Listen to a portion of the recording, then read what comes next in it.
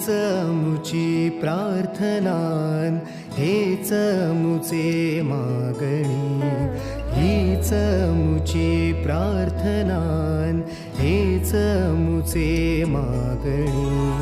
माणसाने माणसाशी माणसा समवागणी. तुमच्या सगळ्यांचे मनसेच्या जे कार्यकर्ते त्यांचे सगळ्यांचे खूप आभार आहेत, कारण की आम्ही खूप 2-3 वर्षापासून वेळोवेळी कंप्लेंट, खूप चाळीमध्ये चोरी होण्याचे प्रकार किंवा रात्री कधी उशिरा आल्यानंतर घरी येताना माझी भीती असायची.